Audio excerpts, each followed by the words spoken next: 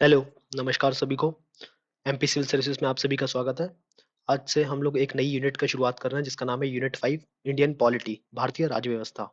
ठीक है। और इस सीरीज को नाम दिया Indian polity capsule series IPC series. Okay. जो 10 क्वेश्चन आएंगे इस यूनिट से सर, कोशिश करेंगे कि हम मैक्स टू मैक्स 10 क्वेश्चन को पूरे को सॉल्व कर पाए वहां पर।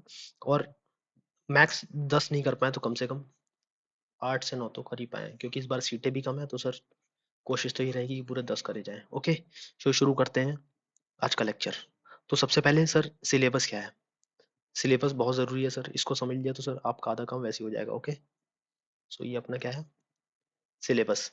ओके। तो सबसे पहले क्या दिया हुआ भैया, कॉन्स्टिट्यूशनल सिस्टम ऑफ इंडिया और एमपी दोनों यूनिट को सर एक साथ मर्ज कर दिया। ठीक है, इंडिया और एमपी दोनों एक यूनिट बना के टोटल कितने क्वेश्चन आने, 10 आने हैं।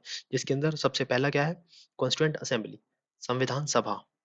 ठीक है। इसके अंदर भैया संविधान सभा कब बनी, क्यों बनी, कितने मेंबर थे, उनका फंक्शंस क्या था, ये सब ऐसे टॉपिक्स को देखा जाएगा। ठीक है। फिर जो दूसरा टॉपिक है वो है फेडरल एग्जीक्यूटिव, प्रेसिडेंट और पार्लियामेंट। और इसी के अंदर ये तीनों ये जो ये एक ही टॉपिक होना था मेरे ख्याल से, federal executive, president, parliament, supreme court and judicial system. समझ रहे हो। इसके अंदर क्या है, बेसिकली एग्जीक्यूटिव कार्यपालिका, लेजिस्लेचर विधायिका, और जुडिशरी न्यायपालिका। ठीक है। ये तीनों जो है इन दो यूनिट्स के अंदर हम देखेंगे। एग्जीक्यूटिव, अब एक चीज याद रखना आप, क्या, कि भाई साहब हमारा जो ये है क्या, जो सिस्टम है गवर्नेंस का सिस्टम, तीन ऑर्गन्स इसके अंदर बेसिकली काम करते हैं, एग्जीक्यूटिव, लेजिस्लेचर और जुडिशरी। ठीक है। हमेशा याद रखना आप, कॉन्स्टिट्यूशन के अंदर जो लोग कहते हैं ना मुझे आर्टिकल याद नहीं होते, ठीक है, तो आर्टिकल याद होंगे सर आपको। ठीक है, क्योंकि एक सीक्वेंस है सर, वो हमारे यहाँ फॉलो किया गया है। ठीक है, कॉन्स्टिट्यूशन के अंदर अगर आप ध्यान से समझोगे तो जैसे कि मैं आपको बताऊं, पार्ट 5, ठीक है, या पार्ट 6, दोनों चीज देखिएगा आप। इसके अंदर सबसे पहले हमें प्रायोरिटी किसको दिया गया, एग्जीक्यूटिव को दिया गया है। ठीक है। फिर उसके बाद लेजिस्लेचर को दिया गया, फिर जुडिशरी को दिया गया। तो एग्जीक्यूटिव के अंदर भी आप देखेंगे, एग्जीक्यूटिव क्या है, अगर आप देखोगे आर्टिकल 52 से लेकर के आर्टिकल 78 तक, ये अपनी पूरी एग्जीक्यूटिव, जिसके अंदर कौन, हमारे राष्ट्रपति महोदय, vice president, council of minister, जिसको हेड करेगा कौन, पीएम। और इसी के अंदर कौन, एक और आदमी होता है, इसका नाम है एडवोकेट, सॉरी, अटॉर्नी जनरल, जिसको हिंदी में कहा जाता है क्या, महा न्यायवादी। ओके। सो ये हमारे किसके पार्ट है, एग्जीक्यूटिव का। तो ये सारे एग्जीक्यूटिव के पार्ट हो। उसी के बाद जब आप दूसरा चैप्टर इसी में ही पार्ट 5 के संविधान के, अगर पार्ट 5 में देखोगे आप, तो दूसरे ही चैप्टर में किसकी बात करी जाती है, लेजिस्लेचर की। तो मतलब कुल मिला के मैं समझाना आपको ये चाह रहा हूँ कि भाई साहब, एग्जीक्यूटिव आपकी हमेशा सबसे पहले रहेगी, लेजिस्लेचर उसके बाद रहेगी, और फिर अंत में जुडिशरी रहेगी। ओके। ये तीनों ऑर्गन हमेशा इसी सीक्वेंस में सेट है। अगर आप आर्टिकल्स भूल जाओ, तो अगर आपको ये पता है क्या, कि भाई साहब ये तो जुडिशरी का पार्ट है, जैसे कंट्रोलर एंड ऑडिटर जनरल आप भूल जाते हैं। ठीक है। ये क्या है, बेसिकली क्या कर रहा है, एक जुडिशरी का पार्ट है। क्यों, क्योंकि भाई साहब गवर्नमेंट के जितने भी फाइनेंसिस और जो अकाउंट्स का रिकॉर्ड्स है वो सब कौन रखता है, कैग। ठीक है, इसीलिए इसको कहाँ रखा गया है, जुडिशरी में भी लास्ट में। ठीक है ना, एक तरीके से क्या करेगा, इंटरप्रेट करेगा उनको और उनको ऊपर नजर रखेगा। तो निगरानी का काम किसका है, एक तरीके से जुडिशरी का है। तो इसीलिए अगर आपको आर्टिकल याद नहीं है, बस अगर 108, अगर मैं आपको कहूँ 148 में होगा, या 124 में होगा, या 78 में होगा, या 54 में होगा, तो आप आसानी से बता पाओगे। अगर आपको ये सीक्वेंस पता है तो आपको यहाँ पे रटने की, आर्टिकल्स रटने की जरूरत नहीं है। ठीक है। ओके। लेकिन कुछ लोग कहेंगे कि सर आर्टिकल तो वहाँ पे ऐसा आता है क्या, 148, 149, 150, 151। तो ये तो सर अपना एमपीपीएससी का पैटर्न हो गया। बट अगर कहीं आप दूसरा एग्जाम देने जाओगे तो ऑब्वियसली देखना, आप एसएससी वगैरह दोगे, या आरआरबी दोगे, या रेलवे का कोई दूसरा एग्जाम वगैरह दोगे, और मेनली यूपी पीसीएस वगैरह दोगे, तो वहां पे देखना आपको ऑप्शंस दूर दूर मिलेंगे। एमपीपीएससी केवल ऐसा एग्जाम है, होता दूसरे में भी है, बट एमपीपीएससी में मेरे को ज्यादा देखने को मिला है कि वो लाइन से ऑप्शन देके फंसा देता है। ठीक है। बट बेसिकली अभी आप एक मोटा मोटा आइडिया रखिए कि एग्जीक्यूटिव पहले, लेजिस्लेचर बाद में, जुडिशरी बाद में। और ये देखिए, ये आपको सीक्वेंस यहाँ पे भी देखने को मिल रहा है ना, एग्जीक्यूटिव, ये अपनी लेजिस्लेचर, और ये क्या हो गया अपना जुडिशरी। ओके। फिर ये अपना अगला क्या है, संवैधानिक संशोधन। कॉन्स्टिट्यूशनल अमेंडमेंट्स, इसके अंदर अमेंडमेंट के अंदर बेसिकली हमारा जो प्रीलिम से रिलेटेड क्या है सर, प्रीलिम से रिलेटेड एक तो ये है कि सर कितने अमेंडमेंट हुए और उनके ईयर्स। तो हमारे लिए ये पोर्शन ज़्यादा इंपॉर्टेंट है, क्यों? क्योंकि हर एक का ईयर रखना सर बहुत, एक तो पहले तो ये याद रखना बहुत ही बड़ी बात है, फिर उसके बाद सबका ईयर रखना वो उससे भी बड़ी बात है। तो सर अपन एक काम करेंगे, इनमें से सारे इनको याद रखने की पूरी कोशिश करेंगे, और फिर बाद में जितने भी इसमें से भी इंपॉर्टेंट है उनके क्या करेंगे, बाद में ईयर्स याद रखने की कोशिश करेंगे, ठीक है? और हर चीज को याद रखना, पॉलिटी के अंदर आप रटने की कोशिश करोगे तो भूल जाओगे, समझ रहे हो? जितना आप रटोगे उतना ही भूलोगे, ठीक है? इसलिए याद करना कि जो डे टू डे लाइफ में जो चल रहा है उससे रिलेटेड जो आर्टिकल्स वगैरह हैं, या कैसे कौन सी चीज इफेक्ट हो रही है, उस पर आप ध्यान दोगे तो जल्दी जल्दी आसानी से चीजें कवर हो जाएंगी और आपको याद हो जाएंगी, ठीक है? सो अब चलते हैं नेक्स्ट। अब नेक्स्ट ये हमारा क्या है, फंडामेंटल राइट्स, डीपीएसपी और फंडामेंटल ड्यूटीज। ये तीन रिलेटेड है किसके, सिटीजन से रिलेटेड, और इससे रिलेटेड सरकार से रिलेटेड, गवर्नमेंट से रिलेटेड, ठीक है? तो इनको भी हम देखेंगे। फिर उसके बाद ये हमारी क्या है, कमीशन। अब देखो इसमें क्या बदलाव हुआ है, पहले क्या थी सर, यूनिट 10 थी, जिसमें क्या था आपके पूरा सिलेबस आउट था, 15 से 16 बॉडीज थी, ठीक है? आपको सब पता था, रट लो एक लाइन से सारी चीजें कि भाई साहब किसका स्ट्रक्चर कैसा है, किसको कौन अपॉइंट करता है, किसका रिमूवल कौन करता है। तो सर अब क्या करा है आयोग ने, इन सब को एक ही जगह मर्ज कर दिया, समझ रहे हो? उसने पावर अपने पास ज्यादा रख ली, ठीक है? पावर ज्यादा सेंस का मतलब ये है कि भाई उसने केवल ये लिख दिया कमीशंस और इंस्टीट्यूशंस, ठीक है? अब आप पढ़ो, जो जो जितने भी कमीशन इंस्टीट्यूशंस हैं, नेशनल भी और रीजनल भी, मतलब एमपी की भी हो जाएंगी आपकी, और क्या हो जाएंगी, राष्ट्र के लेवल पे, इंडिया के लेवल की भी हो जाएंगी। जैसे अभी न्यूज में चल रही है कौन सी, ईडी, एनफोर्समेंट डायरेक्टरेट, ठीक है? इसके बारे में पढ़ ली, सीबीआई, सीवीसी, ठीक है? तो ऐसी बॉडीज ये हो गई, प्लस जो एमपी की बॉडीज हैं वो न्यूज में चल रही है उनके बारे में। जैसे अभी कल ही भाई साहब एक पटवारी भाई साहब को वो पकड़ा गया लोकायुक्त के द्वारा, ठीक है? तो लोकायुक्त की बॉडी, इसकी इसकी पूरी फंक्शनिंग कब बना, स्ट्रक्चर क्या है, कौन अपॉइंट करता है, कौन रिमूवल करता है, ये सारी चीजें देखेंगे, ठीक है? फिर अब ये है हमारा कॉन्स्टिट्यूशन सिस्टम ऑफ एमपी, ठीक है? मध्य प्रदेश का कॉन्स्टिट्यूशनल सिस्टम, मध्य प्रदेश की संवैधानिक व्यवस्था, ठीक है? रुको एक मिनट, इसको इरेज करते हैं, ठीक है? ये है मध्य प्रदेश की संवैधानिक व्यवस्था। अब इसके अंदर देखिए फिर से, राज्यपाल, मंत्रिमंडल, विधानसभा, उच्च न्यायालय, समझ रहे हो आप? फिर से उसने फॉलो कराई, एग्जीक्यूटिव, लेजिस्लेचर, जुडिशियल, और यही फॉलो रहेगा, आप याद रखिएगा, इसको माइंड में बिठा लो आप, बहुत कम ये बताया होगा किसी ने, ठीक है? फिर यह क्या है, मध्य प्रदेश का त्रिस्तरीय पंचायती राज, जिसमें पूरा पंचायती राज जो, अब देखो पंचायती राज केवल एमपी के ऊपर नहीं दिया, पंचायती राज उसने कि यहाँ से पढ़ो, यहाँ वो क्यों दे रहा है, क्योंकि सर हर एक अपने स्टेट का क्या है, लोकल गवर्नेंस सिस्टम अलग अलग है, सबका क्या है, लोकल गवर्नेंस अलग अलग है, इसीलिए हमें लोकल लेवल पे यानी कि अपने स्टेट के लेवल पे उसने पढ़ने को बोला है, किसने, आयोग ने, ठीक है? तो अब ये लास्ट टॉपिक है, मध्य प्रदेश में सुशासन यानी कि गुड गवर्नेंस। ये ऐसा टॉपिक है सर, ओपन एंडेड, ये भी मैं कहूँ कि आयोग ने अपने पास पावर ले ली है, पावर इन द सेंस कि भाई मैं डिसाइड करूंगा कि क्या पूछना है, ठीक है? अब अपन कैसे पढ़ेंगे इसे, हम ऐसे पढ़ेंगे सर, हमें पता है क्या है, 8 एलिमेंट है गुड गवर्नेंस के, ठीक है? उन 8 एलिमेंट से रिलेटेड, 8 एलिमेंट जैसे कि क्या हो गया, transparency, accountability, participation, rule of law, कानून का राज, एफिशिएंसी एंड इफेक्टिवनेस। तो ऐसे करके जो 8 एलिमेंट है इनसे रिलेटेड जो भी स्कीम्स होंगी, समझ रहे हो, जो भी प्रोग्राम्स होंगे या जो भी पॉलिसी होगी, समझ रहे हो, पॉलिसी, प्रोग्राम या स्कीम्स जो भी रिलेटेड होंगी, जो क्या करेंगी, गुड गवर्नेंस को प्रमोट करेंगी, उनको देखेंगे, उनको याद रखेंगे, ठीक है? और इसी से रिलेटेड, गुड गवर्नेंस से रिलेटेड एक ही आ सकता है बेसिकली, और एक ये पूछ सकता है वो कि भैया इनमें से कौन सा गुड गवर्नेंस का एलिमेंट नहीं है, या उसकी डेफिनेशन बना के पूछ लेगा वो, ठीक है? कि भैया वर्ल्ड बैंक ने क्या डेफिनेशन दी है, या बोल देगा कि कैपम ने क्या डेफिनेशन दी है, सीएपीएम, ठीक है? या फिर कुछ और, जैसे कि आज के टाइम में इंडियन गवर्नमेंट क्या कर रही है, उसके इनिशिएटिव भी बोल सकता है। वैसे तो एमपी के परिप्रेक्ष्य में ही लिखा हुआ है इसके अंदर, लेकिन कोई भरोसा नहीं है भाई, कुछ भी पूछ लेते हैं आजकल। ठीक है, और फिर आप वहां रोने थोड़ी जाओगे कि नहीं नहीं ये तो हमारे सिलेबस में नहीं था। ठीक है, सो अपन देखेंगे जितना हो, लेकिन कोशिश यही करेंगे कि अपन इसको पॉलिसी प्रोग्राम्स और स्कीम्स के ऊपर फोकस करें, किसकी, एमपी गवर्नमेंट की। ठीक है, चलिए आगे। तो सबसे पहले अपना टॉपिक क्या है, कॉन्स्टिट्यूएंट असेंबली, संविधान सभा। ठीक है, संविधान सभा, कॉन्स्टिट्यूएंट असेंबली। तो इसका आइडिया बेसिकली पहली बार कब इवॉल्व हुआ। अब इसके अंदर पहले, सबसे पहले ना आप एक चीज देखो, अपन ये समझते हैं क्वेश्चन कैसे बनेंगे इस टॉपिक में। ठीक है, सबसे पहला टॉपिक अपना यही है सिलेबस का।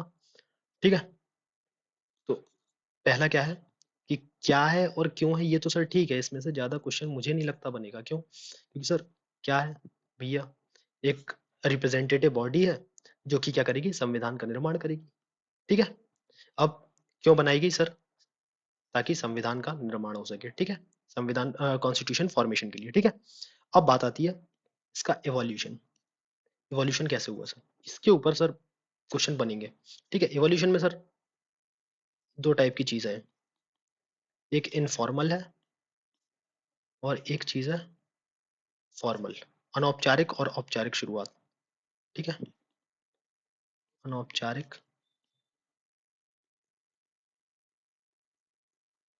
औपचारिक शुरुआत। ठीक है, इसको देखेंगे, फिर इसके बाद इसमें इसके फीचर्स क्या हैं। फीचर्स के अंदर भी सर इसका सबसे पहले फंक्शंस क्या हैं। ठीक है, इसकी कंपोजिशन क्या है, और ये कितनी कमिटीज बनी थी इसके अंदर। ठीक है, और इसको रिप्रेजेंटेशन कैसा था। ठीक है, और कंपोजिशन के अंदर भी सर, कंपोजिशन के अंदर क्या है कि भाई इंडियन नेशनल कांग्रेस का कितना था, प्रिंसली स्टेट्स का कितना है, मुस्लिम लीग का कितना है। ठीक है, मतलब पार्टी बेसिस पे कितना है बेसिकली। ठीक है, या पार्टी के बेसिस पे कहा जाए, या रीजनल बेसिस पे। ठीक है, और दूसरा कभी कभी कहा जाता है किस बेसिस पे कि सर कास्ट को कितना रिप्रेजेंटेशन था, तो कास्ट का रिप्रेजेंटेशन क्या था। मतलब एक तरीके से पूरा पार्टी बेसिस पे या कास्ट के बेसिस पे या रीजन के बेसिस पे कंपोजिशन इसकी क्या थी। फिर दूसरी कंपोजिशन देखी जाती जेंडर के बेसिस पे, क्या कि भैया कितने मेल्स थे और कितनी फीमेल थी। तो सर फीमेल का ही तो हमें रटा रटाया है सर, 3-4 बार एमपीपीएससी पूछ चुका है। तो 15 फीमेल्स थी। ठीक है, 15 फीमेल्स। ठीक है, अब ये आता है क्या, रिप्रेजेंटेशन, कौन कहाँ से रिप्रेजेंट कर रहा था। ठीक है, ये हो गया। और ये रिप्रेजेंटेशन किस टाइप का था सर, या तो नॉमिनेटेड था या इलेक्टेड था। क्या था, इलेक्टेड था। और अगर इलेक्टेड भी था तो कैसा था, इलेक्टेड में भी कैसा था, डायरेक्टली इलेक्टेड था या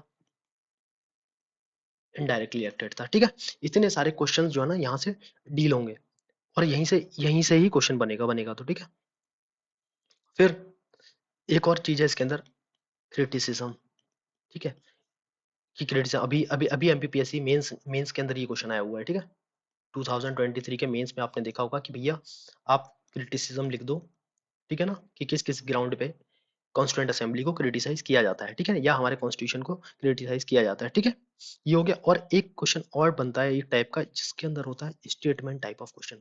अब देखो, स्टेटमेंट टाइप ऑफ क्वेश्चन में आपने अगर 2020 का पेपर दिया होगा एमपीपीएससी का, सर उसने 3 क्वेश्चन मारे इस चीज पे, स्टेटमेंट के बेसिस पे। तो सर स्टेटमेंट के क्वेश्चन ऐसे हैं, आप 4 से 5 स्टेटमेंट पढ़ लो, उसके अलावा आप जो भी पढ़ोगे कोई मतलब नहीं है। क्यों? क्योंकि सर जो, अगर आपने ये चीज पढ़ी, ठीक है, आपने पढ़ लिया ये आयोग पढ़ के बैठा ये वाला स्टेटमेंट। ठीक है, अगर ये आपका पढ़ना और आयोग का पढ़ना कोइंसाइड करता है, तो आपसे और क्वेश्चन यहाँ से आता है, तो आपसे बनेगा, अदरवाइज नहीं बनेगा।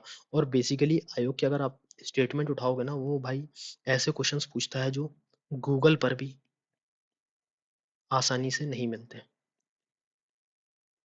समझ रहे हो? तो इसीलिए हम मेजरली जो बड़े बड़े कॉन्स्टिट्यूशनल मेकर्स हैं उनकी स्टेटमेंट्स देखेंगे कि हमारी कॉन्स्टिट्यूएंट असेंबली पे क्या किसने क्या स्टेटमेंट दी है, 4 से 5 बेसिकली देखेंगे, उससे ज़्यादा नहीं देखेंगे क्योंकि कोई मतलब है नहीं, इतना कॉस्ट बेनिफिट नहीं है। और आपको याद रह जाए वहाँ जाके, ये भी बहुत बड़ी समस्या है क्योंकि याद नहीं रहा, इतना सारा मटेरियल हो जाता है, वो याद रखना आसान बात नहीं है, ठीक है। सो इतनी चीज़ें देखेंगे हम, ठीक है। चलते हैं आगे। अब सबसे पहले भैया इवोल्यूशन की बात करते हैं, ठीक है, कि भाई इसकी उत्पत्ति हुई तो हुई कैसे, क्या हो, इसकी उत्पत्ति हुई तो हुई कैसे। देखो, अब सबसे पहले मैं बात करूँ ना, बहुत सारी स्टोरीज हैं कि भाई इसके इवॉल्व होने की, और सबसे बड़ी स्टोरी जो अभी तक बहुत सारे लोगों ने नहीं सुनी होगी शायद, कमेंट बॉक्स में अल्लाह तो मत मचाइएगा, ठीक है, बताने वाला हूँ। 1857 के अंदर कहा जाता है कि जब म्यूटिनी हुआ, ठीक है ना, म्यूटिनी हुआ तो कुछ जो हमारे सोल्जर्स थे वो तैयार थे कि भाई साहब हम एक कॉन्स्टिट्यूशन बनाएंगे, ठीक है, ठीक है। अब सोर्स क्या है सर, सर इसका सोर्स, पहली चीज तो ये इनफॉर्मल है, मैंने आपको जैसा कि बताया, क्या इवोल्यूशन के अंदर दो चीजें देखते हैं, इनफॉर्मल वे में और फॉर्मल तरीके से, ठीक है। तो इनफॉर्मल वे में सबसे पहले की शुरुआत यहीं से मानी जाती है, ठीक है, कहाँ से, 1857 की हमारी क्रांति से। बट इसका कोई प्रमाण वगैरह नहीं है, कोई एविडेंस वगैरह नहीं है, बट क्योंकि मैंने एक बार राज्यसभा टीवी में ये देखा था तो इसीलिए आपको बता दिया, ओके। सो अब चलते हैं, पहली बार जो है ना, अब यहाँ पे इनफॉर्मल में स्वराज बिल, ठीक है, स्वराज बिल के अंदर इसका जिक्र था, ठीक है। ये स्वराज बिल कौन लेके आएगा, इसका नाम आप बताइए कमेंट बॉक्स में, ठीक है। स्वराज एक फेमस लाइन भी है स्वराज के ऊपर, बस उन्हीं ने वही ये लेके आए थे, ठीक है। फिर इसके बाद इसका एक जिक्र गांधी जी द्वारा मिलता है। अब गांधी जी द्वारा क्या मिलता है, गांधी जी कहते हैं, अच्छा, गांधी जी के पॉलिटिकल गुरु आपको पता होगा कौन थे, गोखले जी, ठीक है। गोखले जी, गांधी जी के द्वारा कहा जाता है कि 1914 में एक कॉन्स्टिट्यूशन का मसौदा तैयार करके गोखले जी ने ब्रिटिशर्स को दिया था, और ब्रिटिशर ने ये कहा कि भैया after world war, after first world war हम इसके ऊपर काम करेंगे, ओके। बट इसके बाद इसका कोई जिक्र नहीं हुआ, और ये सब चीजें गांधी जी ने 1922 में डिस्क्राइब की थी, ओके। सो और गांधी जी ने एक चीज ये भी कही थी कि भाई साहब भारत का संविधान ऐसा हो जो भारत के लोगों के द्वारा, समझ रहे हो, बाय इंडियंस ओनली डिसाइड किया जाए, क्या किया जाए, डिसाइड किया जाए, ठीक है। तो इतनी कहानी हो गई किस चीज की, इवोल्यूशन की। अब आगे चलते हैं, ठीक है। अब क्या होता है 1928 में, ठीक है, 1928 के अंदर पहली बार एक रिपोर्ट तैयार की जाती है, सॉरी, ठीक है, जिसका नाम है क्या, 1928 ये लिखा हुआ है, कहाँ गया? नेहरू रिपोर्ट। सो बेसिकली होता क्या है, हमने एक पैक्ट पढ़ा 1919 वाला, गवर्नमेंट ऑफ इंडिया एक्ट 1919, अब तो सिलेबस में नहीं है, हटा दिया, नहीं तो इसको अपन अच्छे से पढ़ते ना तो पूरा बेसिक क्लियर हो जाता, बट कोई नहीं, कितना सिलेबस से रिलेटेड है मैं उसको रिलेट कर देता हूँ, ठीक है। गवर्नमेंट ऑफ इंडिया एक्ट, इसमें एक प्रोविजन था कि भाई 10 साल बाद इस एक्ट को रिव्यू करा जाएगा, क्या करा जाएगा, रिव्यू करा जाएगा, ठीक है। बट होता क्या है कि भाई जो पार्टी सत्ता में होती है उसे लगता है हम चुनाव हार जाएंगे, ठीक है। तो ये लोग, सॉरी, क्या करते हैं, सो 1929 में, सॉरी थोड़ा डिले हो गया, 1929 में क्या होता है सर, इलेक्शन होने वाले होते हैं, कहाँ सर, ब्रिटेन में, ठीक है। सो अब ये पार्टी ये दिखाना चाहती है कि हम भैया इंडिया की भलाई करना चाहते हैं, तो इसीलिए क्या करती है, ये 2 साल पहले इस प्रोविजन, जो ये प्रोविजन था क्या कि भैया इसको जो है ना रिव्यू किया जाएगा, किसको, गवर्नमेंट ऑफ इंडिया 1919 को, इसको प्रीपोन कर दिया जाता है, इसको 2 साल पहले कर दिया जाता है, ठीक है। और ये हो जाता है क्या, एक वो बनाया जाता है क्या, कमीशन, जिसका नाम होता है साइमन कमीशन, ठीक है। साइमन कमीशन, साइमन की अध्यक्षता में बनाई जाती है, ठीक है। तो अब होता क्या है, इस कमीशन के अंदर कोई भी मेंबर, एक भी मेंबर क्या होता है, इंडियन नहीं होता। सो अब इंडियन मेंबर नहीं है, और ये क्या कर रहे हैं, गवर्नमेंट ऑफ इंडिया एक्ट का रिव्यू कर रहे हैं, ठीक है। तो ये बात कांग्रेस और सारी जो इंडियन पार्टीज होती हैं, ठीक है, वो ये बोलती हैं कि भाई साहब आप हमारे इंडियन के लिए रिव्यू कर रहे हो और क्या कहते हैं, इसके अंदर इंडियन मेंबर तो है ही नहीं, ठीक है। कौन है इंडियन मेंबर, एक भी नहीं है। तो आप क्या कैसे आपको पता चलेगा कि जो है ना कि हाँ इसकी कंडीशंस क्या हुई या इसके जो है ना क्या इफेक्ट हुए इस एक्ट के। तो अब होता क्या है, होता ये है, एक भाई साहब है लॉर्ड बर्किनहेड, ठीक है, लॉर्ड बर्किनहेड, ये कौन होते हैं भाई, सेक्रेटरी ऑफ स्टेट। अब ये सेक्रेटरी ऑफ स्टेट के बारे में आपकी ड्यूटी है कि आप सेक्रेटरी ऑफ स्टेट के बारे में पढ़ लीजिएगा, ठीक है। इसकी ऑफिस कब क्रिएट हुई, ठीक है ना, ये ऑफिस कब बनाया गया, क्यों, क्योंकि सर मॉडर्न हिस्ट्री से रिलेटेड है, ये क्वेश्चन आएगा कभी ना कभी, ये दिखेगा देखना, ठीक है। तो ये सेक्रेटरी ऑफ स्टेट, ठीक है, बस इतना बता दूंगा आपको कि ये ऑफिस जो है ना कहाँ पर है, ये ऑफिस में ये भाई साहब बैठते हैं कहाँ, लंदन के अंदर। इसका ऑफिस होता है कहाँ, लंदन के अंदर, लंदन के अंदर होता है। और एक और चीज के बारे में बताता हूँ कि जो हमारे मॉडरेट फेज के लीडर्स थे, कौन, मॉडरेट फेज के लीडर थे, वो उनकी ये डिमांड थी एक मेन, कि भाई इस ऑफिस को, किसको, एसओएस सेक्रेटरी ऑफ स्टेट को खत्म कर दिया जाए, ठीक है ना। हाँ तो ये तो हो गया सेक्रेटरी ऑफ स्टेट से related। लेकिन अभी अपन बात कर रहे हैं किसकी, नेहरू रिपोर्ट की। तो अब इसमें क्या हो रहा है बेसिकली, साइमन कमीशन के अंदर कौन, ये लॉर्ड बर्किनहेड क्या बोलते हैं कि भाई हमने इसमें इंडियन मेंबर को इसलिए नहीं लिया क्योंकि हो क्या रहा है, आप लोग बटे हुए हो इतने सारे, मुस्लिम लीग कुछ कह रही, ठीक है, इंडियन नेशनल कांग्रेस कुछ कह रही है, ठीक है, और दूसरी जो छोटी छोटी पार्टियां कुछ कह रही हैं, प्रिंसली स्टेट्स कुछ कह रहे हैं। तो आप लोग एक कंसेंसस पे आ ही नहीं पाते हो, ठीक है, मतलब आप किसी एक पर्टिकुलर बात पे राजी नहीं होते, इसलिए अब आपको ले लेंगे तो हमारा काम हो ही नहीं पाएगा, ठीक है। इसलिए हम क्या करते हैं, हम खुद ही डिसाइड कर लेंगे कि इसका रिव्यू क्या हुआ, ठीक है। तो इसीलिए जो ये बात बोलते हैं, तो इंडियन ये जो सारी पार्टियां वो रिस्पॉन्ड करती हैं कि भाई साहब हम एक कॉमन एजेंडा पे आके दिखाएंगे। और वो एजेंडा किस रिपोर्ट में सेट किया गया, नेहरू रिपोर्ट के अंदर, ठीक है, नेहरू रिपोर्ट के अंदर। और याद रखना ये रिपोर्ट को लेके आए थे मोतीलाल नेहरू, ठीक है, जवाहरलाल नेहरू का इस रिपोर्ट से कोई लेना देना नहीं है, ठीक है ना, इन्होंने प्रिसाइड करा था, ये काफी लोगों को कंफ्यूजन है, एक दो फ्रेंड्स है मेरे उनको भी हुई थी, ठीक है। सो सर ये कौन है, मोतीलाल नेहरू, ठीक है। अब इसके अंदर देखो मोती, अगर नेहरू रिपोर्ट पे क्वेश्चन आता है, नेहरू रिपोर्ट पे क्वेश्चन आएगा ना, तो सबसे पहले आपसे क्या पूछेगा वो आपसे पहली चीज ही तो ये पूछेगा कि भाई नेहरू रिपोर्ट के अंदर सबसे मेन डिमांड क्या थी। तो सर मेन डिमांड थी डोमिनियन स्टेटस की, याद रखना यही।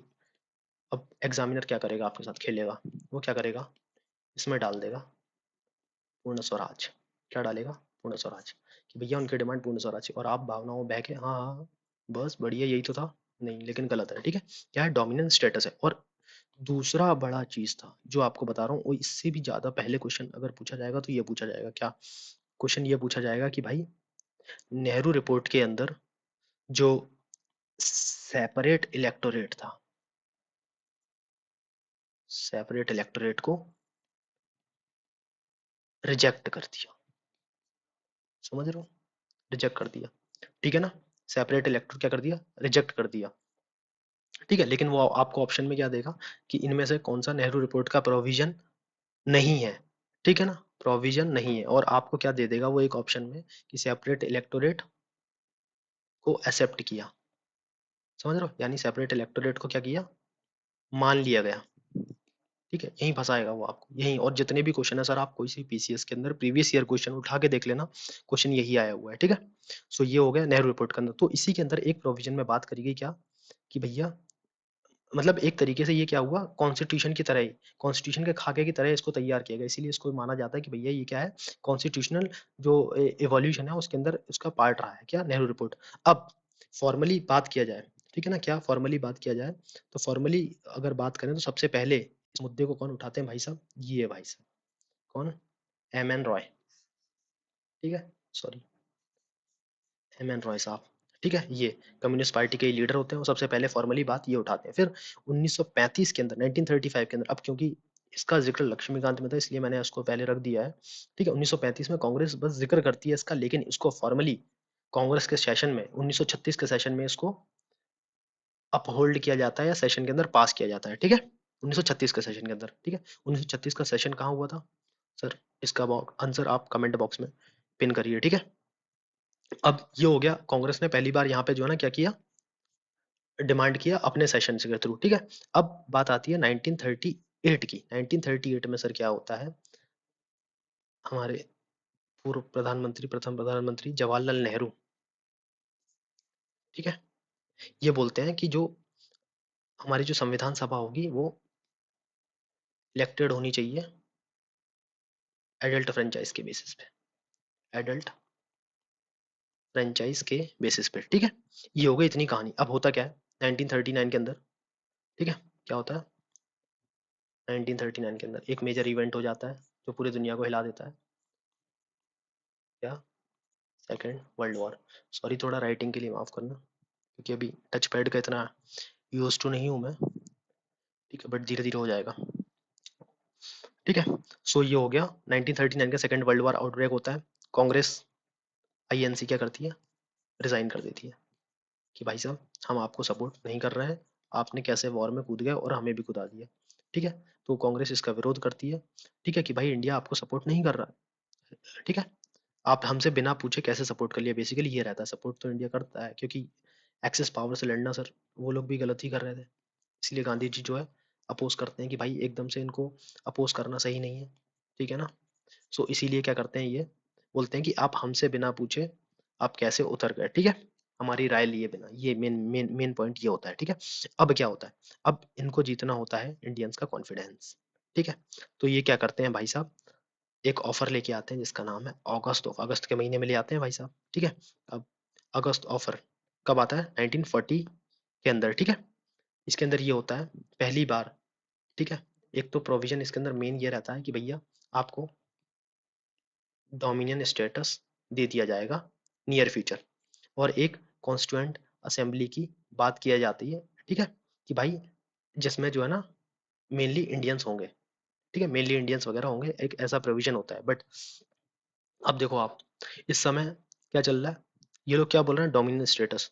और भाई साहब आपको पता होगा, अपन लोग जवाहरलाल नेहरू जी ने 1930 के अंदर ही ये क्या कर दिया, पूर्ण स्वराज का रेजोल्यूशन पास हो गया था भाई साहब, समझ रहे हो। 1929 के सेशन में हुआ था बेसिकली, और 1930 में 26 जनवरी 1930 को, है ना, पूर्ण स्वराज का, ठीक है, रेजोल्यूशन पास हो चुका है। और तुम ये डोमिनियन स्टेटस की बात कर रहे हो अब, कब, 12 साल, मतलब 10 से 11 साल बाद, ठीक है, अभी भी डोमिनियन स्टेटस। और हम लोग पूर्ण स्वराज की बात कब कर चुके हैं, 1930 के आसपास ही, ठीक है। सो इसीलिए क्या करते हैं, रिजेक्ट कर देते हैं। और दूसरी चीज, ठीक है, इसी के अगेंस्ट में इंडिया के अंदर एक मेजर मूवमेंट स्टार्ट होती है, उस मूवमेंट का नाम आप बताइए, ठीक है। अब इसके बाद ब्रिटिश अगेन भैया इंडिया को सपोर्ट गेन करने की कोशिश करती है, और इस बार जो है ना किसको, सर स्टैफर्ड क्रिप्स इनको भेजती है इंग्लैंड से इंडिया के लिए, ठीक है, कि भाई आप जाओ और इंडिया को जो है ना सपोर्ट, इंडिया का सपोर्ट गेन करो, कि भाई हम जो है ना इस वॉर में आपके साथ हैं। तो ये भाई साहब आते हैं, ठीक है, कुछ प्रोविजंस को लेकर के। और इसी के अंदर, इसके अंदर ये भी फिर से डोमिनेंट स्टेटस की बात करते हैं। लेकिन अब देखो इसमें क्या बोला था अगस्त ऑफर में, कि भाई साहब इन नियर फ्यूचर, ठीक है, कांग्रेस ये कहती है कि नियर फ्यूचर का मतलब क्या है सर, नियर फ्यूचर का मतलब 100 साल, 500 साल, 10 साल, कितने साल, ठीक है। तो नियर फ्यूचर का मतलब आप डिस्क्राइब ही नहीं कर रहे हो। और दूसरी चीज भाई, डोमिनेंट स्टेटस की बात, अब ये भाई साहब आएंगे, क्रिप्स क्रिप्स भाई साहब आएंगे, ये भी यही बात करेंगे डोमिनेंट स्टेटस की, बट ये बोलेंगे कि भाई आफ्टर द वॉर। और बेसिकली एक प्रोविजन ये होता है कि किसका, इसका क्रिप्स मिशन का, कि भाई आपको जो है ना क्या कर, आपको एक कॉन्स्टिट्यूएंट असेंबली बना के दी जाएगी जिसमें केवल इंडियंस होंगे, ठीक है, और ये आपको आफ्टर द वॉर बना के दी जाएगी। तो एक ये भी बात करता है, ठीक है। अब इसके बाद जो है ना कॉन्स्टिट्यूएंट असेंबली की बात नहीं होती है, ये इसके अंदर फिर आइडिया रिजेक्ट हो जाते हैं, ठीक है। एक्चुअली होता क्या है कि इसमें एक प्रोविजन ये भी होता है कि भाई जो जो लोग उस कॉन्स्टिट्यूशन से या कॉन्स्टिट्यूंट असेंबली से सहमत नहीं होंगे, उन लोगों के लिए क्या करेंगे, वो लोग अपने लिए अलग संविधान बना सकते हैं। ये एक प्रोविजन डाल दिया था बस। तो समझ रहे हो तुम इनडायरेक्टली क्या कर रहे हैं, इनडायरेक्टली ये भाई साहब पाकिस्तान बनाने की बात कर रहे हैं। तो अब आईएनसी इसको स्वीकारेगी नहीं, बिल्कुल नहीं, ठीक है। तो इसलिए क्या होता है, रिजेक्ट। और इसी के अगेंस्ट में फिर मूवमेंट होगी,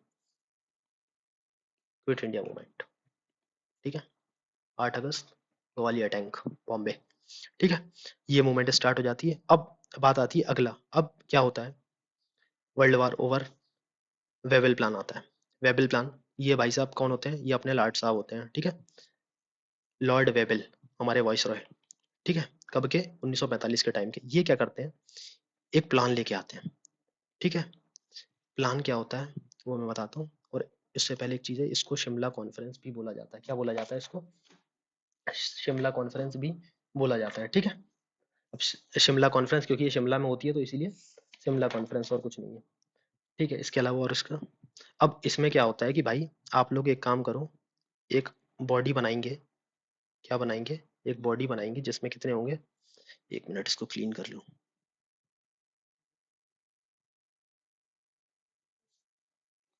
ठीक है। अब क्या होता है, एक बॉडी बनाई जाएगी जिसमें कौन होगा, 12 मेंबर्स होंगे, ठीक है। सॉरी 14 मेंबर्स होंगे, कहाँ गया वो बिल्कुल, ये 14 मेंबर्स होंगे, ठीक है।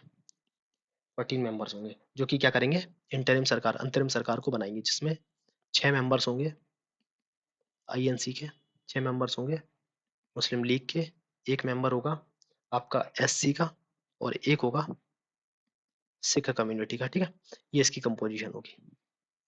अब हो क्या रहा है देखो, पहली चीज, आईएनसी को, कांग्रेस को और मुस्लिम लीग को क्या कर दिया, सीटें कर दी बराबर, ठीक है। तो ये एक तरीके से क्या हो गया, मुस्लिम लीग का हो गया ओपर रिप्रेजेंटेशन, क्योंकि उस समय मुस्लिम की पॉपुलेशन, ठीक है, 20 से अगर 20% के आसपास बोला जाए तो, एग्जैक्टली मुझे नहीं पता कितनी है, बट अगर 20% भी मान लिया जाए तो, बट जितना भी होगा कांग्रेस के, मतलब जो हिंदू की पॉपुलेशन उसके बराबर तो नहीं होगा, तो ये कहीं ना कहीं ओवर रिप्रेजेंटेशन था किसका, मुस्लिम पॉपुलेशन का, ठीक है। और दूसरी चीज ये थी कि भाई मुस्लिम लीग ने ये बोला कि साहब, जो मुस्लिम का रिप्रेजेंटेशन है, जो मुस्लिम कम्युनिटी का रिप्रेजेंटेशन है वो केवल मुस्लिम लीग करेगी। और इत्तेफाक से अगर यहाँ पे क्या होता है, मौलाना अबुल कलाम आजाद इसको प्रेसाइड कर रहे होते हैं कांग्रेस की तरफ से, समझ रहे हो, मौलाना अबुल कलाम आजाद इसको प्रेसाइड कर रहे होते हैं। तो वो ये बोलते हैं कि भाई ऐसे कैसे, मैं तो कांग्रेस की तरफ से आया हूँ, मुस्लिम भी हूँ, आप कैसे रिप्रेजेंट कर सकते हो मुस्लिम को, ठीक है। थोड़ी तीखी बहस होती है। और दूसरी चीज, सबसे मेन मुद्दा कांग्रेस के लिए ये होता है कि अगर चलो कांग्रेस इस बात को मान ले, ठीक है, कांग्रेस किस बात को मान ले कि भाई ठीक है, आप लोग जो है मुस्लिम का रिप्रेजेंटेशन कर लीजिए। अगर कांग्रेस ये बात मान लेती तो इनडायरेक्टली कांग्रेस ने क्या एक्सेप्ट कर लिया, इनडायरेक्टली कांग्रेस ने ये मान लिया कि वो हिंदुओं की पार्टी है, समझ रहे हो, जो कि क्या होता, एक तरीके से कांग्रेस भी कम्युनल रिप्रेजेंटेशन का शिकार हो जाती, ठीक है। वैसे ही इतना क्रिटिसाइज होती है आज, एक मुद्दा और मिल जाता, ठीक है, कि कम्युनल रिप्रेजेंटेशन हुआ है, इसीलिए ये कांग्रेस ने एक्सेप्ट नहीं करा, और जो कि ठीक भी था। तो क्या होता है भैया, ये शिमला कॉन्फ्रेंस हो जाती है फेल, मेनली इसी मुद्दे पर, ठीक है ना, फेल हो जाती है बस। अब क्या होता है कि भाई क्या करा जाए, अब करा जाएगा, एक काम करते हैं सर, ब्रिटेन में हो गई सत्ता परिवर्तन, ठीक है, सरकार चेंज हो जाती है, ठीक है। अब सरकार चेंज होने के बाद ये भाई साहब एक मिशन भेजते हैं, कौन, वहाँ के प्राइम मिनिस्टर एटली, अच्छा एटली की भी एक कहानी है, एटली की कहानी चलो आगे बताएंगे, ठीक है। कैबिनेट मिशन, ये एक मिशन भेजता है जिसका नाम है कैबिनेट मिशन, 1946 में इंडिया आएगा ये। और ये क्या करेगा, यही का इसका मेन काम जो रहेगा वो रहेगा मेनली, दो एजेंडा रहेंगे, दो एजेंडा, एक अंतरिम सरकार का गठन करवाना, इंटरिम सरकार बनवाना, और दूसरा क्या रहेगा, एक कॉन्स्टिट्यूएंट असेंबली का फॉर्मेशन, ठीक है ना, किस चीज का फॉर्मेशन, कॉन्स्टिट्यूएंट असेंबली का फॉर्मेशन, ठीक है। ये दो काम रहेंगे इसके। सो चलते हैं आगे, ये कैबिनेट मिशन, ठीक है। कैबिनेट मिशन कब आता, अब देखो इसके अंदर क्या है सर, कैबिनेट मिशन 3 मेंबर्स होते हैं sir, Lord Patrick Lawrence, Stafford Cripps, A V Alexander, ठीक है, ये 3 मेंबर्स आएंगे। ये इंडिया कब आते हैं सर, 24 मार्च, ये तारीख ना जितना बोल्ड में हो रहा है पूरी पीपीटी के अंदर, जितना भी, इसको पीडीएफ फॉर्म में कन्वर्ट कर दूंगा मैं, फिर जितना भी ये बोल्ड में है ना, इसको आप रट लीजिएगा सर, बिल बहुत इंपॉर्टेंट डेट्स हैं, ये डेट से क्वेश्चन आएगा ही आएगा, है ना। जो अपन क्वेश्चन में वहां पे एक चीज और कॉलम ऐड कर लीजिएगा डेट्स का, ठीक है। सो ये क्या होता है, 24 मार्च को आता है इंडिया, और ये 16 मार्च को पहली बार अपना प्लान को पब्लिश किएगा, ये भाई साहब पैट्रिक लॉरेंस, एवी अलेक्जेंडर, फोटो इधर उधर हो सकता है, ठीक, ये बंदा कौन है सर, आप जितने भी गूगल पे फोटो करेंगे ना सर, इन 4 लोगों की फोटो मिलेगी, आप लोग बताइए ये बंदा कौन है, ठीक है, वो बहुत इंपॉर्टेंट बंदा, सबको पता है ये कौन है। ठीक है, और ये बंदा होगा तुम्हारे कौन, पैट्रिक लॉरेंस, एविल और स्टैफर्ड क्रिप्स, ये अपने आप हुए क्रिप्स भाई साहब। ठीक है, ये मिनिस्टर होते हैं बेसिकली, और ये एवी अलेक्जेंडर अपने बोर्ड मेंबर होते हैं, ठीक है, बोर्ड के हेड होते हैं। ठीक है, वहाँ के जो ट्रेड बोर्ड होता है उसके हेड होते हैं, और ये अपने क्या होते थे भैया, इंडियन सेक्रेटरी होते हैं, जो कि लंदन के अंदर बैठते हैं। ठीक है, इंडियन सेक्रेटरी। ठीक है, और यही तुम्हारे हेड होते हैं, पैट्रिक लॉरेंस। ठीक है, यही क्या होते हैं, हेड होते हैं पैट्रिक लॉरेंस। ठीक है, ये हो गई कहानी। ये देखो, अब चलो मैं बता देता हूँ, बता दिया होगा आप सबने, ये है अपने कौन, लॉर्ड साहब। समझ रहे हो, लॉर्ड साहब बोले तो वेवेल, लॉर्ड वेवेल। ठीक है, यही यही तो भाई साहब गाइड करेंगे। अरे यार, ये देखो कि भाई देख लेना यार, अभी ने एक मीटिंग वीटिंग फेल करा दी थी इनने, अभी मैंने शिमला में रखी थी। ठीक है, वो तो ओवर रिप्रेजेंटेशन है, वो सबके पचड़े में पड़ना ही मत। ठीक है, तो ऐसा कुछ समझाएंगे इनको ही है। अब देखो बेसिकली कैबिनेट मिशन के मेन प्रोविजन क्या होते हैं वो समझ लो। मेन प्रोविजन यही है सर, जो सबसे पहला क्वेश्चन आएगा। सर पहला क्वेश्चन ये आएगा कि कैबिनेट मिशन ने जो मुस्लिम लीग की डिमांड थी उसको एक्सेप्ट करा या रिजेक्ट करा। तो सर गठान बांध लो इस बात को, जितने भी क्वेश्चन है सर, मोस्टली क्वेश्चन यहीं पे मिलेंगे। ठीक है, ये पहले वाले में कि भैया इन्होंने इंडिपेंडेंट पाकिस्तान की जो डिमांड थी उसको कंप्लीटली रिजेक्ट कर दिया। क्या कर दिया, कंप्लीटली रिजेक्ट कर दिया। ठीक है ना, ये हो गया। फिर उसके बाद ये क्या करते हैं भाई साहब, कॉन्स्टिट्यूशन बनाने की बात करते हैं, जो कि क्या होगा, फेडरेशन बेस्ड की बात करते हैं। ठीक है, कि भाई साहब ग्रुपिंग कर लो, जैसे दो तीन ग्रुप बना दिए, तुम साथ में राजी हो रहा तुम बना लो। ठीक है ना, ये दो तीन लोग मिलके भैया तुम्हारी एक दूसरे से पट रही तो तुम बना लो। ठीक है ना, तो ऐसे ही करके ये लोग क्या करते हैं, ग्रुप बना देते हैं। क्या, group A, group B, group C. अब मेनली अगर इस ग्रुप को याद रखना है ना सर, तो देखो ये वो ग्रुप रहेगा जिसके अंदर mainly INC, Indian national Congress power में है। ये बेसिकली बी वाला ग्रुप जो रहेगा वो बेसिकली वो ग्रुप है जहाँ पे कोलिशन की गवर्नमेंट है। ठीक है, सॉरी सॉरी, किसकी गवर्नमेंट है, इसकी है, हाँ कोलिशन की गवर्नमेंट है। और तीसरा वाला जो ग्रुप रहेगा यहाँ पे मुस्लिम लीग की गवर्नमेंट रहेगी। ठीक है, ये हो गया। फिर उसके बाद देख लेना, इसको आगे पीछे हो सकता है, ये भी मैं इसको और कंफर्म कर दूंगा। ठीक है, ये मैं जो जो याद है मैंने बता दिया, अदरवाइज कमेंट में पिन कर दूंगा। ठीक है, अब एक और चीज आती है इसके अंदर कि भाई जो तीन मुद्दे रहेंगे, कौन से, सी डी ई, ये सी डी ई याद कर लेना आप, क्योंकि ये आसान हो जाता है। क्या, कम्युनिकेशन, डिफेंस और एक्सटर्नल अफेयर, ये तीन मुद्दे रहेंगे। ये क्या देखेगी, सेंट्रल गवर्नमेंट, ये केंद्र के पास रहेंगे। बाकी सारी जो चीजें रहेंगी वो कौन देखेगा, वो देखेगा अपना प्रोविंस गवर्नमेंट। ठीक है, प्रोविंशियल गवर्नमेंट। ठीक है, सी डी ई, बस सी डी ई याद हो गया। अब एक और प्रोविजन होता है इसी के अंदर, एक और प्रोविजन होता है, मैं बताता हूँ, एक मिनट। ठीक है, एक और प्रोविजन क्या होता है कि भैया जो रेसिडरी पावर है वो कौन यूज करेगा सर। आज के टाइम में किसके पास है सर, आज के टाइम में किसके पास है सर, सेंट्रल गवर्नमेंट के पास। बट ये पहले क्या था, ये किसके पास थी, ये थी प्रोविंस के पास। ये चीज याद रखना, ये बिल्कुल अलग है। ठीक है, ये हो गया, तो समझ में आ गया सर। कैबिनेट मिशन के मेन प्रोविजन क्या थे कि भैया सबसे पहली बात तो अलग से कोई पाकिस्तान वाकिस्तान नहीं बनेगा। ठीक है, पाकिस्तान नहीं बनेगा भैया। दूसरी चीज, ग्रुपिंग कर दो इनकी, रेसिडरी पावर बता दो। ठीक है ना, और जो कम्युनिकेशन, डिफेंस और एक्सटर्नल अफेयर है, इनको जो है ना कौन, सेंट्रल गवर्नमेंट देखेगी। ये चार प्रोविजन, यहीं से आपका क्वेश्चन पूरे सॉल्व हो जाएंगे। ठीक है, और ये डेट तो सर, एक ये डेट गोट के पी जाओ इनको, दो डेट हैं बिल्कुल, और इनके नाम, पैट्रिक लॉरेंस, स्टैफर्ड क्रिप्स और एवी अलेक्जेंडर, इन तीनों के नाम के ऊपर भी क्वेश्चन आया हुआ है, कब ये इंडिया आया और इसने कब प्लान पब्लिश किया। ठीक है, ये चीज हो गई, तो ये चीज आपको याद रखनी है बिल्कुल अच्छे से। अब बात आती है कि भाई ये जो कॉन्स्टिट्यूएंट असेंबली है इसकी कंपोजिशन क्या होगी।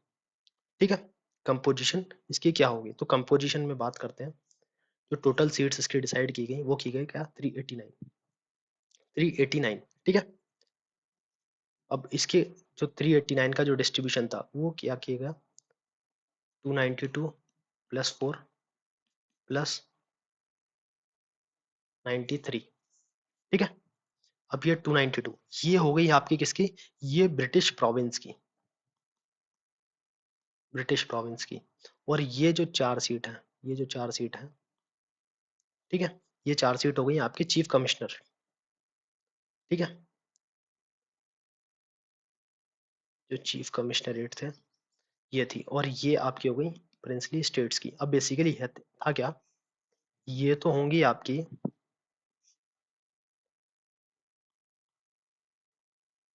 इनडायरेक्टली इलेक्टेड, ठीक है। इनडायरेक्टली इलेक्टेड बोले तो मतलब क्या, मतलब आज के टाइम में जैसे राज्यसभा में लोग जाते हैं, ठीक है, जैसे सॉरी राज्यसभा में जो हमारे सांसद जाते हैं आज के टाइम में, उसी प्रकार से, ठीक है ना, उसी प्रकार से जो प्रोविंस के जो हमारे प्रतिनिधित्व या लीडर्स होंगे या रिप्रेजेंटेटिव्स होंगे, वो इलेक्ट करेंगे किसको, इन्हीं को, ठीक है ना, लीडर्स को, ठीक है, और वो जाएंगे कहाँ पे, कॉन्स्टिट्यूएंट असेंबली में, ठीक है। और जो ये हो गया ब्रिटिश प्रोविंस से, ठीक है ना, ब्रिटिश प्रोविंस, इसलिए क्या इसको बोला जाता है क्या, इनडायरेक्टली इलेक्टेड, ठीक है, इनडायरेक्टली इलेक्टेड, क्योंकि हमने वोट दिया नहीं, हमने किसको वोट दिया, लोगों ने वोट दिया था इनको, जो प्रोविंस के अंदर जो लीडर्स थे हम लोगों ने, ठीक है, जो लोग थे उन लोगों ने वोट किसको किया, प्रोविंस के लोगों को, ठीक है। फिर इन्होंने आगे किसको वोट किया, संविधान सभा के लीडर्स को, ठीक है, कि ये हमारा संविधान सभा में जाएंगे, ठीक है। अब जो 4 कमिश्नरेट थे ये भी इनडायरेक्टली इलेक्टेड थे, सर कौन, ये भी इनडायरेक्टली इलेक्टेड थे, ठीक है। अब इसको कैसे, 4 कमिश्नर बहुत आसान, ए बी सी डी, ठीक है, अजमेर, बलूचिस्तान, कुर्ग और दिल्ली, ठीक है। अब ये कौन था, ये कौन थे भाई साहब अपने, एम बी भार्गव, कौन थे, एम बी भार्गव, ठीक है, इनका पूरा नाम है मुकुट बिहारी भार्गव, ठीक है। बलूचिस्तान से कौन था, जोगजई, जोगजय या जोगजय इनका नाम देख लीजिएगा, ठीक है, इनका नाम जरूर सुना होगा आपने, सीएम पुनाचा। और दिल्ली से कौन था, देशबंधु, ठीक है, देशबंधु, डी से दिल्ली, डी से सी से कुर्ग, सी से सीएम पुनाचा, ये ऐसा हो गया, ठीक है, तो इसको आसानी से याद कर लीजिएगा। बाकी और जो प्रिंसली स्टेट वाले हैं, ठीक है, ये कौन हो गए अपने प्रिंसली स्टेट, इनका कौन था भाई साहब, ये लोग थे, क्या करेंगे, ये तो इलेक्शन कराएंगे नहीं सर, अलग ही शान में है, नॉमिनेटेड, ये करेंगे भैया, हमारे नुमाइंदे आएंगे, वो मदद करेंगे कॉन्स्टिट्यूशन बनाने में, ठीक है। ये हो गया। अब इसके अंदर ये अपने देख लिया, और मेनली अगर आपसे क्वेश्चन पूछा जाए जो सीट डिवाइड थी वो कितनी प्रिंसिपल कम्युनिटीज, कितनी कम्युनिटीज में डिवाइडेड थी, तो सर मेनली 3 में थी, मुस्लिम, सिख और जनरल, ठीक है। और ये क्या था, प्रपोर्शन टू देयर पॉपुलेशन, ठीक है, कि भाई जिसकी जितनी पॉपुलेशन, बेसिकली कहा जाता है इन जनरल, जो रेशो निकल करके आता है कि भैया एक जो सदस्य था वो 10 लाख लोगों को रिप्रेजेंट कर रहा था, या 1 मिलियन पॉपुलेशन को रिप्रेजेंट कर रहा था, ठीक है। सो बेसिकली हमने क्या देख लिया भैया, कि ये क्या है, इनडायरेक्टली इलेक्टेड बॉडी है, जो कि क्या होगी, पार्टली इनडायरेक्टली प्लस नॉमिनेटेड, ठीक है ना, जिसको पार्टली इलेक्ट किया गया है, ठीक है, प्रोविंस के रिप्रेजेंटेटिव्स के द्वारा, और मेनली 3 कम्युनिटीज के अंदर ये डिवाइडेड है, ठीक है, और जिसके अंदर 4 चीफ कमिश्नर प्रोविंसेस थी, जिसके अंदर ये लीडर्स थे, ठीक है, एम बी भार्गव अजमेर से, बलूचिस्तान से जोगजाई, कुर्ग से सीएम पुनाचा, और दिल्ली से देशबंधु, ओके, इतना हो गया, ठीक है। चलते हैं आगे। अब इलेक्शन, अब होता है इसका इलेक्शन, अभी क्या देखा अपन ने, उसकी कंपोजिशन देखी कौन सा क्या, अब अपन देखेंगे कि ये जो अपन ने सीट डिवाइड किए थे, ये जो भाई साहब अपन ने 389 समझा था, इस पे होता है चुनाव, ठीक है। अब चुनाव में, ठीक है, कोई जीतेगा, ठीक है, तो जो जीतेगा वही आएगा, ठीक है। तो चुनाव कब होते हैं भाई साहब, चुनाव होते हैं ये 1946 के अंदर, और क्या होता है भैया, कांग्रेस जीत के आती है 208 सीट, मुस्लिम लीग जीत के आती है 73 सीट्स, और जो छोटे मोटे ठीक है, जरा जरा से स्टेट होते हैं वो जीत के आते हैं 15 सीट्स, ठीक है। ये इसका इलेक्शन का रिजल्ट होता है, ये इलेक्शन का क्या होता है, रिजल्ट होता है, ठीक है। ये नहीं पूछेगा आपसे बेसिकली, ठीक है, इसमें कोई ज्यादा है नहीं, बस कांग्रेस की सीट्स और मुस्लिम लीग की सीट्स को याद रखिएगा, इतना ही इंपॉर्टेंट है और कुछ है नहीं। अब बात आती है कि भैया हमारी कॉन्स्टिट्यूएंट असेंबली कैसे काम करती है, ठीक है। तो होता क्या है, अब भाई अपन ने देख लिया कंपोजिशन, कि भाई साहब कहाँ से कितने लोग आएंगे, कैसे आएंगे, फिर उसके बाद चुनाव भी करा दिया, लोगों ने जिता भी दिया, अब पहुंचो भैया, बनाओ संविधान, ठीक है।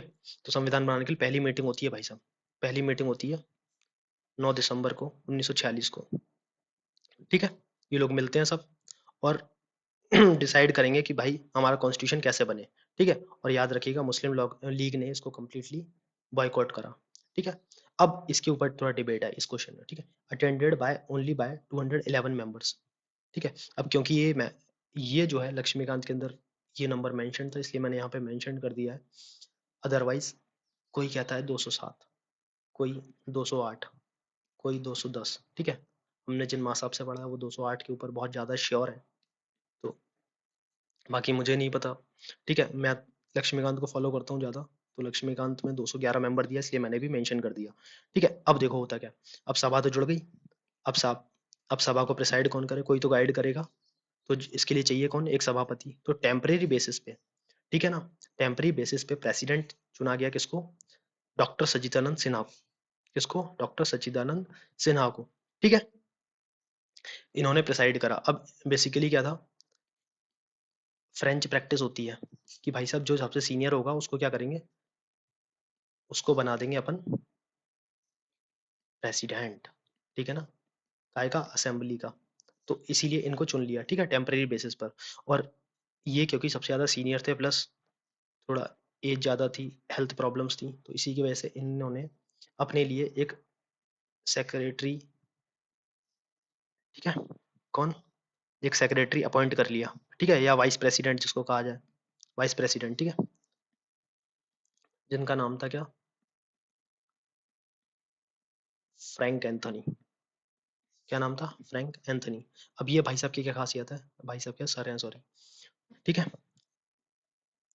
तो ये क्या है भाई साहब, एंग्लो इंडियन कम्युनिटी के रिप्रेजेंटेटिव थे। किसके थे, एंग्लो इंडियन कम्युनिटी के थे। और ये क्वेश्चन एमपीपीएससी पूछ चुकी है कब, ये क्वेश्चन आई थिंक 2020 में आया हुआ है ये, ठीक है, एमपीपीएससी प्रीलिम्स का 2020 का क्वेश्चन है ये, ठीक है। एंग्लो इंडियन कम्युनिटी का ये मेंबर होते हैं, और ये क्या करेंगे, मदद करेंगे, ठीक है, किसकी, डॉक्टर सच्चिदानंद सिन्हा के काम में, ठीक है। फिर और ये अपने मेनली एमपी से रिलेटेड है, सेंट्रल प्रोविंस ने इन्हें भेजा है, कहाँ पे, कॉन्स्टिट्यूंट असेंबली के अंदर, ठीक है। अब इसके बाद क्या होता है, एच सी मुखर्जी, सॉरी, बाद में किसको, डॉक्टर राजेंद्र प्रसाद जी को, ठीक है, जो हमारे भारत के पहले राष्ट्रपति भी हैं, राष्ट्रपति रहे थे, ठीक है। इनको इलेक्ट कर लिया जाता है असेंबली का पहला प्रेसिडेंट। इनको इलेक्ट किया जाता है, याद रखना, उनको क्या किया गया था भैया, ठीक है, चुन लिया गया था। अब ऐसे टेम्परेरी, ठीक है, लोगों ने मिलकर के यहाँ पे क्या हुआ, इलेक्ट हुए हैं ये, ठीक है, elected as the president of the assembly. फिर अब ये क्या करेंगे, प्रेसाइड करेंगे इसको, ठीक है। अब और दो लोगों को, एच सी मुखर्जी और वी टी कृष्णमाचारी, इन दोनों को वाइस प्रेसिडेंट की तरह अपॉइंट कर दिया जाता है असेंबली के अंदर, ठीक है। अब इसके बाद एक मेंबर होते हैं sir, Benegal Narasimha Rao, B N Rao, ठीक है। इनको as a constitutional adviser appoint किया जाता है, क्यों, क्योंकि भाई साहब इनको बहुत ज़्यादा ज्ञान था सर दूसरे देशों के कॉन्स्टिट्यूशन के बारे में। और कहा जाता है कि इन्होंने सर 60 कंट्रीज को विजिट किया, समझ रहे हो, 60 कंट्रीज को विजिट किया और फिर उनके कॉन्स्टिट्यूशन को रीड करा, और एक अच्छे से ड्राफ्ट तैयार किया, कच्चा मसौदा,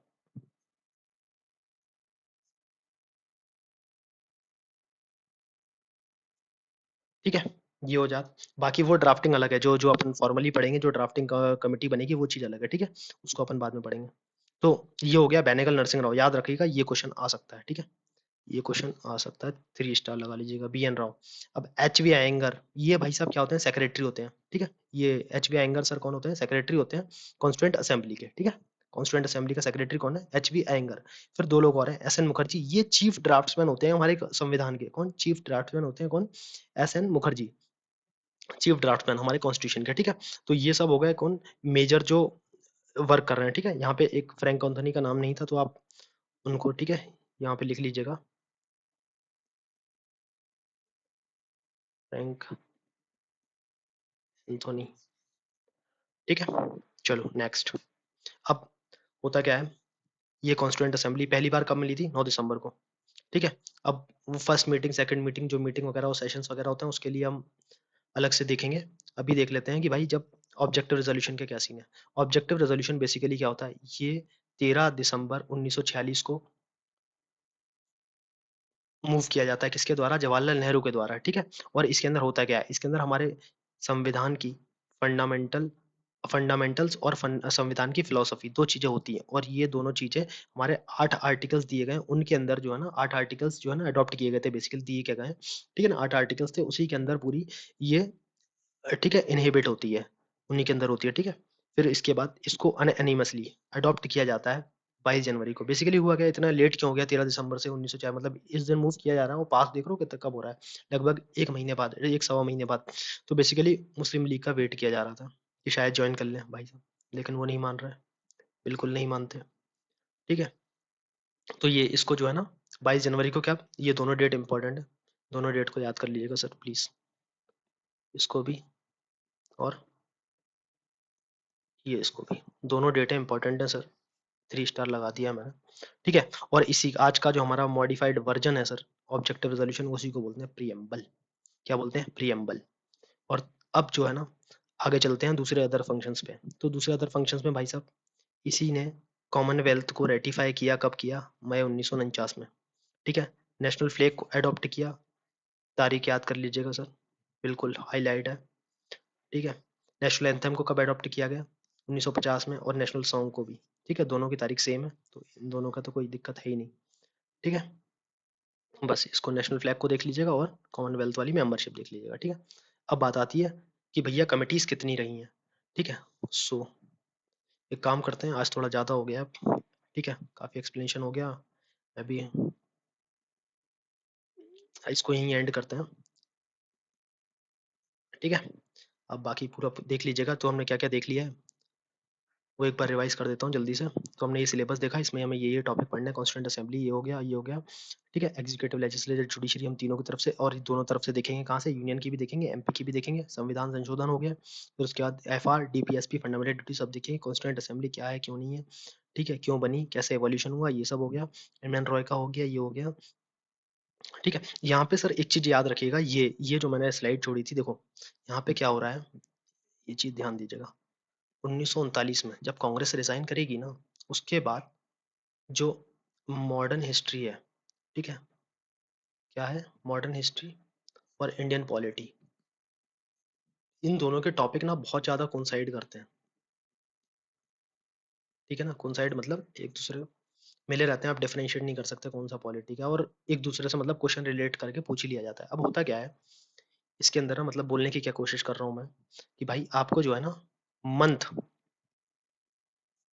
प्लस ईयर, जितनी भी इवेंट हो रही हैं, कब से 1939 से लेकर के, ठीक है, 1947 तक, 15 अगस्त, ठीक है, 15 अगस्त 1947 तक जितनी भी इवेंट हो रही है सबको डेट और मंथ सहित याद करना है, ठीक है। जैसे कि सॉरी, हाँ, अगस्त ऑफर, ठीक है, क्रिप्स मिशन, फिर उसके बाद क्विट इंडिया मूवमेंट, ठीक है। इसी के बाद एक आता है, क्या आता है, राजा जी फॉर्मूला, ठीक है। फिर एक और क्या आता है, एक आता है सर देसाई लियाकत पैक्ट,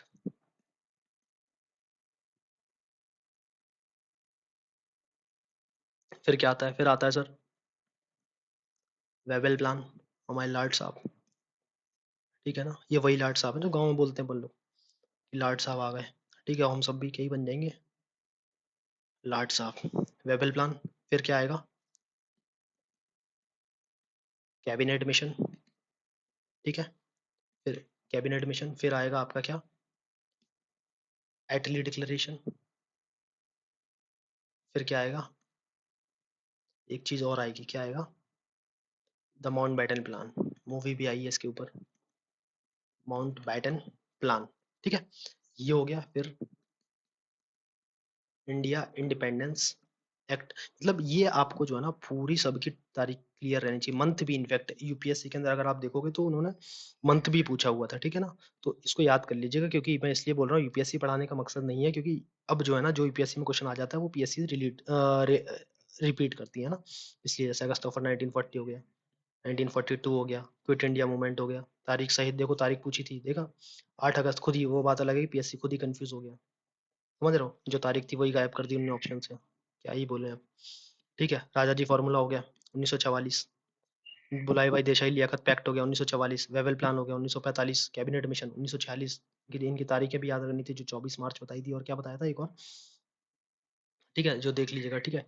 फिर उसके बाद कि पहला प्लान कब हुआ था, 16 मई की थी शायद, ठीक है, ये हो गया। फिर उसके बाद एटली डिक्लेरेशन की तारीख याद रखिएगा, और माउंट बैटन प्लान की तारीख याद रखिएगा, ठीक है, इतना सब है। और हाँ, ठीक है, अच्छा एटली के बारे में एक इंटरेस्टिंग फैक्ट बताता हूँ। एटली का ये बताना भूल गया था मैं उस समय। देखो होता क्या है, आपको पता है कौन था भैया, विंस्टन चर्चिल। चर्चिल थे पावर में। अभी तक बेसिकली ये देखा गया है कि जो वॉर जिताता है, जो बंदा किसी देश को वॉर जिताएगा, या अपनी टेरिटरीज को, सीमाओं को एक्सपेंड करेगा, वो क्या होगा, वो चुनाव हारता नहीं है, ठीक है, चुनाव नहीं हारता है, ठीक है। लेकिन बेसिकली ये बंदा, एटली, एटली जो होता है, एटली साहब, ये चुनाव जीत जाते हैं चर्चिल को हरा करके। और ऑल्दो हमें पता है कि चर्चिल ने क्या करा भैया, वर्ल्ड वॉर जिताई, किसको, ब्रिटेन को, ठीक है ना।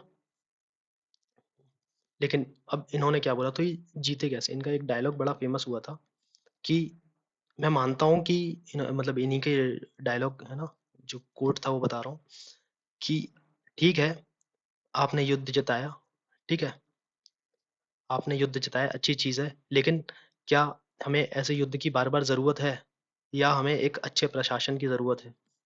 तो ऐसा कुछ करके इनका डायलॉग बहुत ज्यादा फेमस हुआ था, इसीलिए चर्चिल, और ये डायलॉग जो है ना लोगों को मतलब सोचने पर मजबूर कर दिया, इसीलिए लोगों ने क्या करा, चर्चिल के खिलाफ वोटिंग करी, ठीक है, और इसीलिए एटली भाई साहब चुनाव जीत कर आए। तो ये थोड़ा एक अच्छा फैक्ट लगा मुझे, जो मैंने पढ़ा था कहीं, इसलिए आपको शेयर कर दिया, ठीक है। सो आज का लेक्चर यहीं एंड करते हैं, काफ़ी ज़्यादा लंबा हो गया है, ठीक है। स्लोली हो रहा हो, जैसा भी हो कमेंट बॉक्स में बताइएगा, ठीक है। देखेंगे, कोशिश करेंगे और ज़्यादा इंटरेस्टिंग बनाने की, अगर आपको बोर लगा हो तो, ठीक है, फर्स्ट टाइम था। सो अभी शुरुआत है, बट याद रखिएगा, जो जो मैं गोला कर रहा हूँ 3 स्टार लगा रहा हूँ, या जो जो स्लाइड के अंदर बोल्ड है उसको प्लीज़ याद करिएगा, प्लीज़ याद करिएगा, ठीक है, क्योंकि वो आपके लिए बहुत ज़्यादा काम का है, ठीक है। क्वेश्चन यहीं से ही आएगा, यकीन मानिए। आपका एक भी क्वेश्चन अगर आपसे नहीं बनेगा, तो या मानिए कि और किसी और बहुत कम लोगों से बनेगा, ठीक है, ऐसा नहीं है कि बनेगा नहीं, लेकिन बहुत कम लोगों से बनेगा, ठीक है। सो अपने एक्सपीरियंस से ही बोल सकता हूँ। सो बने रहिए लगातार, ठीक है, आगे खत्म करेंगे इसको धीरे धीरे। चलिए, ओके, थैंक यू।